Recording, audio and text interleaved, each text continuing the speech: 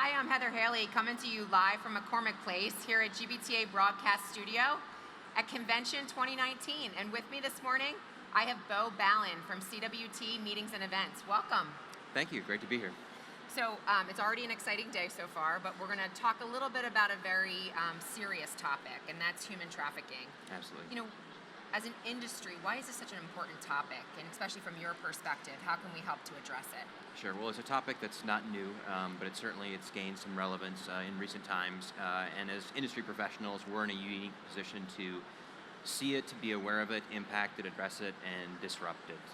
And so human trafficking is one of those topics that maybe is uncomfortable to talk about or think about at first.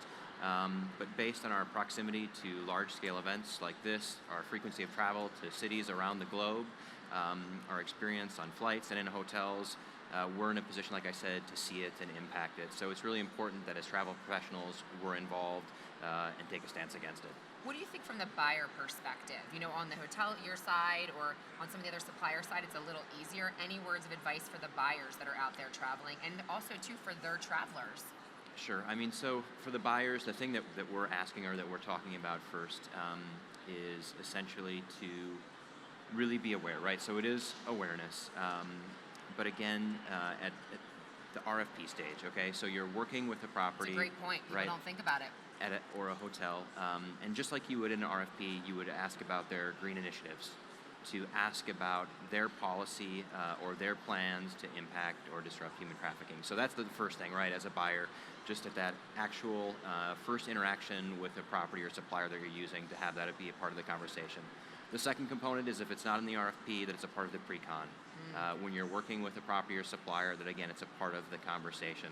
And then the third is really as an individual, to be aware, right? Yeah. There are signs, there are things that you can see, and so if you go to ecpatusa.org, Yep. there's an e-learning module. It's fantastic, it's Yep. quick, it's comprehensive, and I believe it also gets CMP credits for people that that's important for. Right. And so if you take that module and you go through it, you'll learn sort of what the signs are for human trafficking, right? Looking for an individual that doesn't appear to be in control of their own situation, that perhaps is dressed inappropriately for the weather or the area that they're located, They're right? Good points. Yep. Or an individual that has signs of physical violence or other, right? Sure These are that's maybe perhaps a more obvious sign. Sure. And so when you see those sort of things as a buyer or somebody that's there on site, it's not just about confronting it, right? But whether it's talking to the venue or the authorities, it's to say something. So let's switch gears for a second Sure. onto, more meetings and events. What are some of the trends that you're seeing, things that you think we should be talking about more from an industry perspective? So I think there are three really significant trends that are happening right now in the meetings and events industry. The first is maybe a continuation of a trend that's been here for a while, and that's the idea of unique or experiential venues.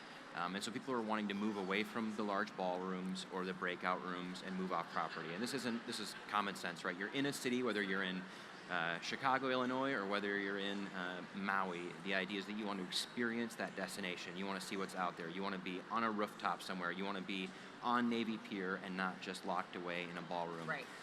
And so what that's impacting is the actual hotels thinking about their own space and doing things differently and making spaces on site that were maybe non-traditional meetings or event venues available to... That makes sense, yeah. Right, So quickly before we run Sure. out of time, Yep. give me 2 and 3 then. What are So second and two and third? three. The second one is just the measurement of emotional engagement. So behind us, there's a large session happening, Yeah, and very some large. attendees are cued in intimately. Other people are checking their phone, and now we have technology that allows Versus this. right. To measure eye contact, Yep. to see if people are nodding off or other, and Great so point. measuring emotional engagement during live sessions. And then then the the third, the third is really around strategic meetings management, which isn't a new concept, but what we're seeing right now is the actual event owners and stakeholders get intimately involved in the process. And so these are the vice presidents of marketing, not necessarily the travel manager. This is a vice president of sales. This is the person that's executing the event. They now have a stake in these programs, and they're really, really maniacally focused on the attendee engagement and attendee experience. And so it's not about just venue sourcing. It's not about just group air. It's really about the attendee experience for events. It's all of it. Yeah. Terrific. Beau, thank you so much for being with me this morning. Thanks for having me. I appreciate it. Great. Live from the GBTA Broadcast Studio, I'm Heather Haley. Thanks for tuning in with us.